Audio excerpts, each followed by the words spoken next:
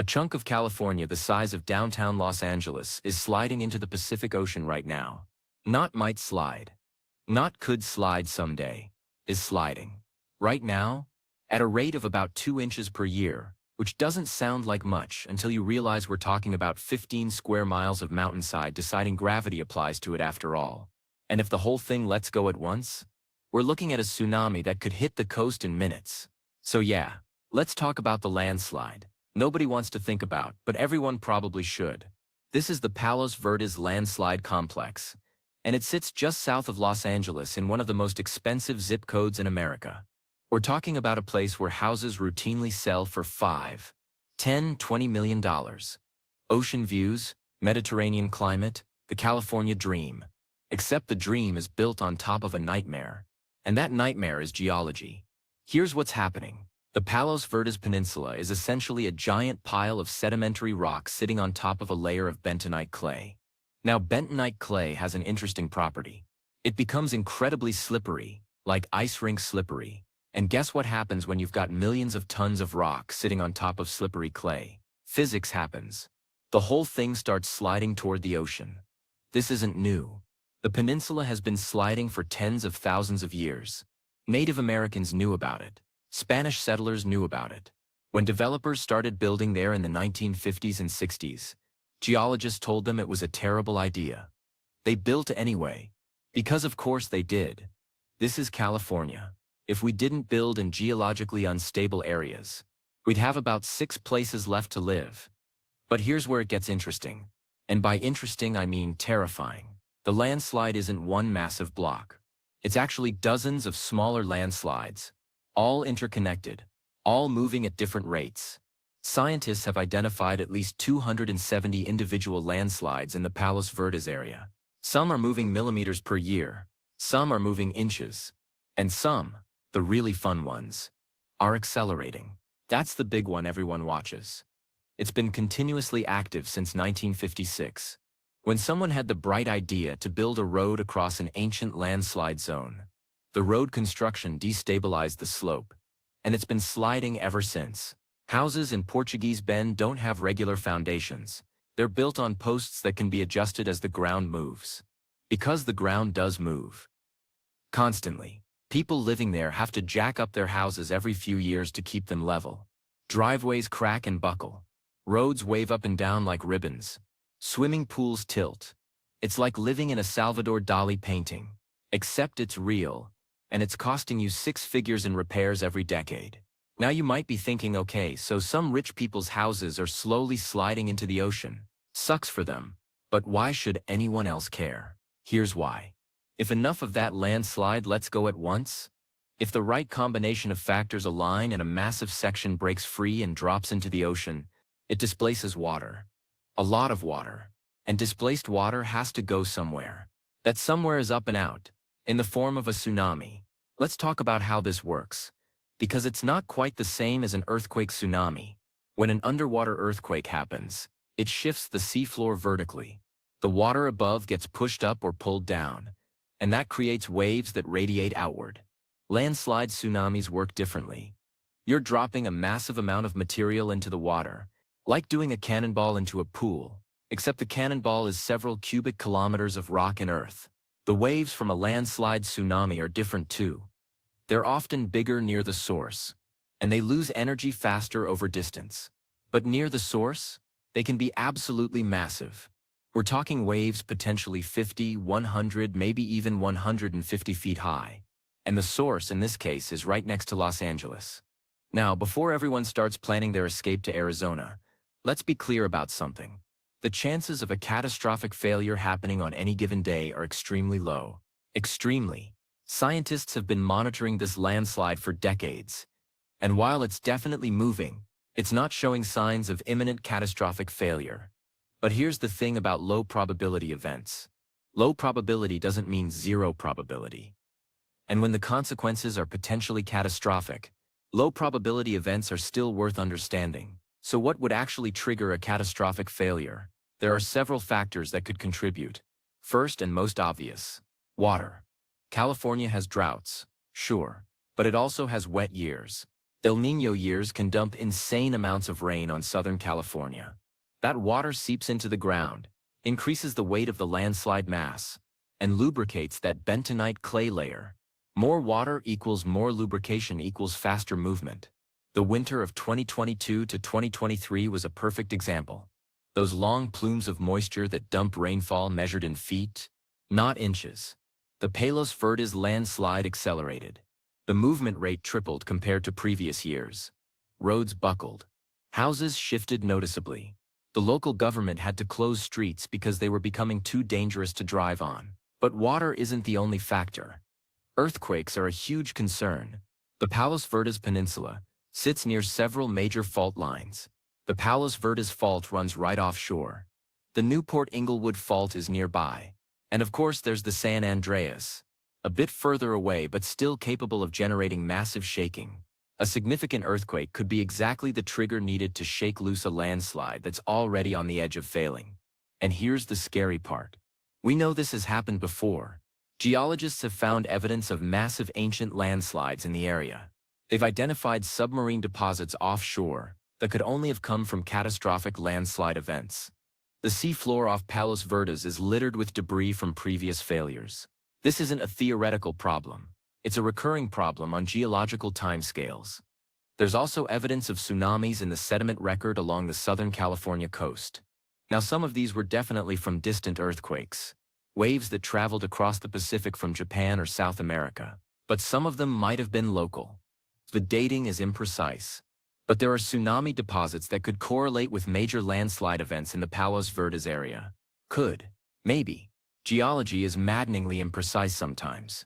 Let's talk about what a tsunami from this landslide might actually look like. Scientists have run computer models, simulations that try to predict wave heights and arrival times for various scenarios. The results vary wildly depending on the assumptions. How much material fails? How fast does it move? What's the shape of the failure? All of these factors change the outcome dramatically. In a worst-case scenario, we're looking at waves 30 to 50 feet high, hitting the nearby coast within minutes. Ones that travel across the ocean and give you hours of warning. A local landslide tsunami gives you maybe 10 to 15 minutes. And that's if you're lucky, and the warning system catches it immediately. The areas at highest risk are the immediate coastline from Palos Verdes north to Santa Monica and south to Long Beach. We're talking about some of the most densely populated and economically valuable coastline in America. These are towns packed with people, businesses, infrastructure. One of the busiest ports in the world sits right in the potential impact zone. A 30-foot tsunami hitting Long Beach would be catastrophic. The port facilities would be destroyed. Shipping containers, each weighing tons, would become battering rams. Ships would be torn from their moorings and thrown inland. Oil refineries and chemical plants along the coast would be damaged, potentially releasing toxic materials. The economic damage would run into the tens of billions, possibly hundreds of billions. And then there's the human cost. How many people are on the beaches on a sunny Saturday afternoon in Southern California? Thousands. Tens of thousands. A tsunami hitting without warning would kill people. How many is impossible to say, but it wouldn't be zero. Even with a warning, evacuating that many people from low-lying coastal areas in 10 minutes is essentially impossible. Now here's where I need to pump the brakes a bit, because I don't want to create unnecessary panic. The probability of this happening tomorrow, or next year, or even in the next decade, is very low. The landslide is moving slowly. Scientists are monitoring it constantly. If something changed dramatically, if the movement rate suddenly spiked, we'd hopefully have some warning that conditions were becoming more dangerous. But hopefully is not a guarantee. Landslides can be unpredictable. They can sit stable for years and then fail suddenly when some threshold is crossed. And we don't fully understand what all those thresholds are. We know water is a factor. We know earthquakes are a factor. But there could be other factors we haven't identified. The internal structure of the landslide, areas of weakness we can't see from the surface, stress concentrations that build up over time. So what's being done about this? Well, that's a complicated question with an unsatisfying answer. The landslide is being monitored extensively. The USGS has installed GPS stations that track ground movement in real time.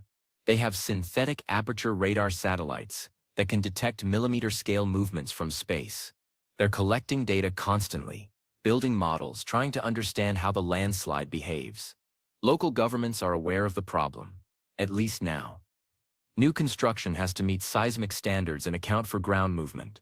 The city conducts inspections, makes sure people aren't doing things that might destabilize slopes further. But here's the thing, the really expensive thing.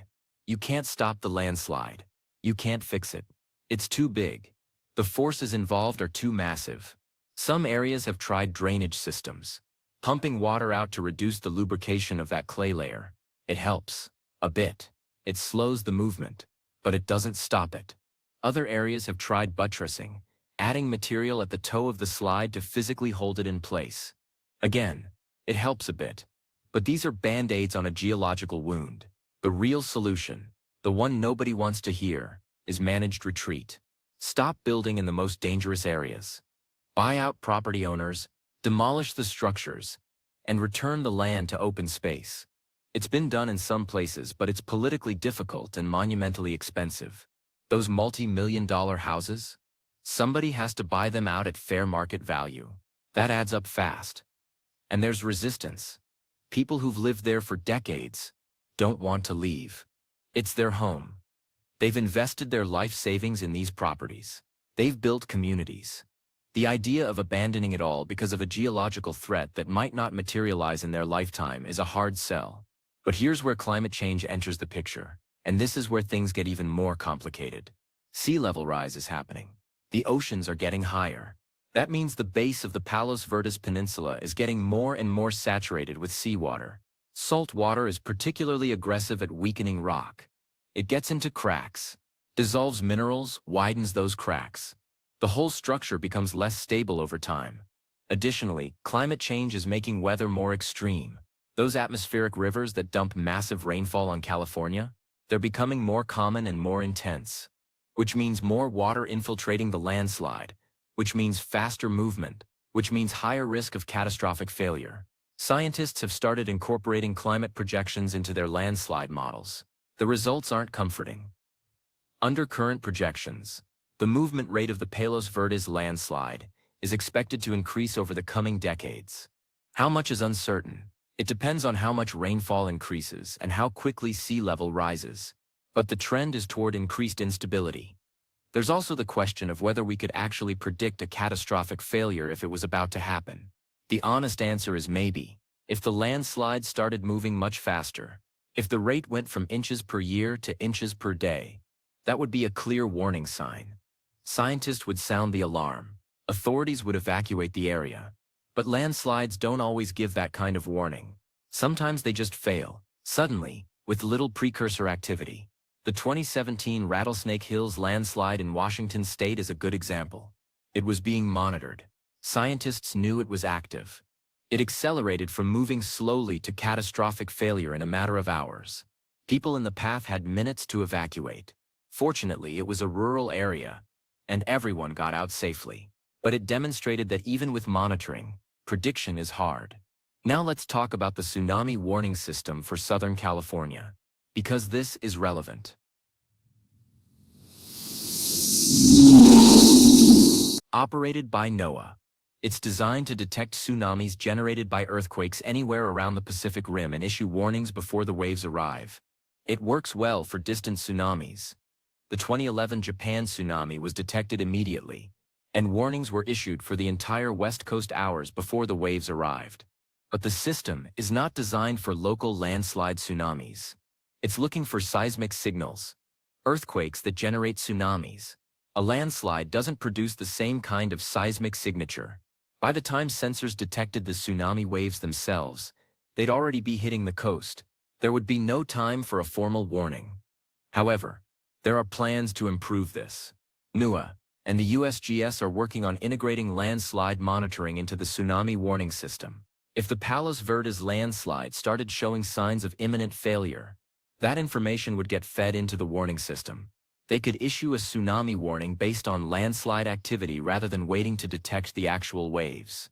In theory, but here's the challenge. False alarms. If you issue a tsunami warning and nothing happens, people lose trust in the system. The next time you issue a warning, except with tsunamis. So there's pressure to be certain before issuing a warning, But certainty is hard to come by when you're dealing with complex geological systems. The other major concern is that the Palos Verdes landslide isn't the only one in California. There are landslides all up and down the coast. Some are ancient and stable. Some are active and moving. The Big Sur coast is essentially one continuous landslide zone. Highway 1 is constantly being repaired because sections keep sliding into the ocean. But those are smaller, more localized events. The Palos Verdes landslide is concerning because of its size and its proximity to major population centers. A landslide in Big Sur might take out a section of highway and a few houses. Tragic for the people involved, but not a regional catastrophe. A major failure at Palos Verdes could affect millions of people. There's also the question of cascading failures. If one section of the landslide fails catastrophically, could that trigger failure in adjacent sections? Scientists think it's possible. The landslide complex is interconnected. Removing support from one area by having it fail could destabilize neighboring areas. You could potentially get a progressive failure, where the initial event triggers a chain reaction.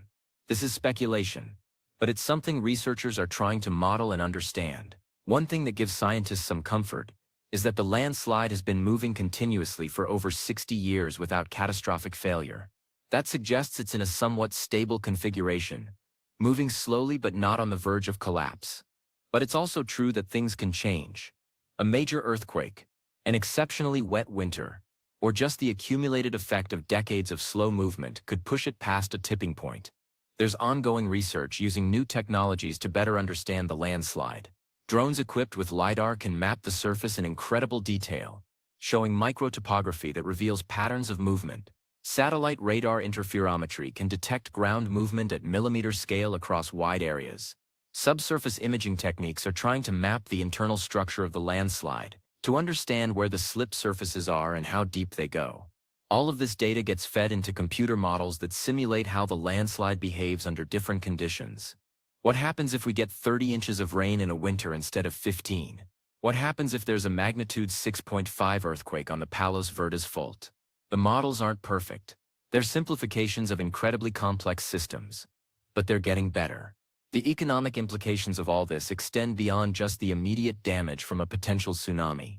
Property values in the area are affected by the landslide. It's hard to sell a house that might need to be jacked up every 5 years. Insurance is expensive, if you can get it at all. Some insurance companies have simply stopped offering coverage in the most active landslide areas. If you can't insure your multi-million-dollar house, good luck getting a mortgage. There's also the infrastructure question. Roads, utilities, sewer lines, all of this infrastructure has to be maintained in an area where the ground is constantly moving. The cost is substantial. The city has to keep repairing the same roads over and over. At some point, you have to ask whether it makes economic sense to keep maintaining infrastructure in areas that are fundamentally unstable. But here's the reality. People are going to keep living there. The houses are worth too much. The views are too beautiful. The climate is too nice. Humans are remarkably good at ignoring long-term existential threats when the immediate day-to-day life is pleasant. We live on earthquake faults. We build on floodplains. We adapt, we mitigate, we take calculated risks.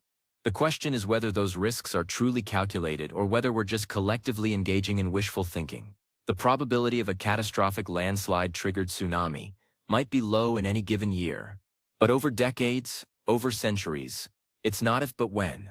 And when it happens, the consequences will be severe. So what's the takeaway here? If you live in Southern California, particularly near the coast, you should be aware that this hazard exists. Not to panic, but to be informed. Understand what a tsunami warning means. Have an emergency kit prepared. These are good practices regardless of the landslide, because California has plenty of other natural hazards to worry about.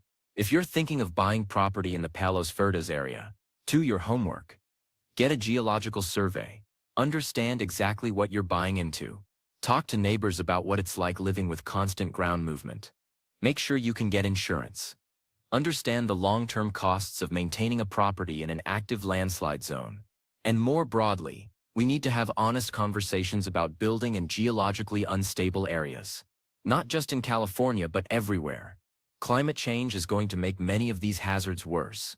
Sea level rise, increased precipitation, more extreme weather events, all of this increases landslide risk. We need better land use planning, stricter building codes, and yes, sometimes we need to admit that certain areas shouldn't be developed at all. The Palos Verdes landslide is a reminder that we live on a dynamic planet. The ground beneath our feet is not as solid as we like to think. California's coast is beautiful, economically valuable, and home to millions of people. It's also geologically active, and that creates risks we can't eliminate, only manage. The question is whether we're managing them wisely or just hoping for the best. Thanks for watching. If you want more videos about geological hazards nobody talks about enough, go ahead and subscribe. More content coming soon.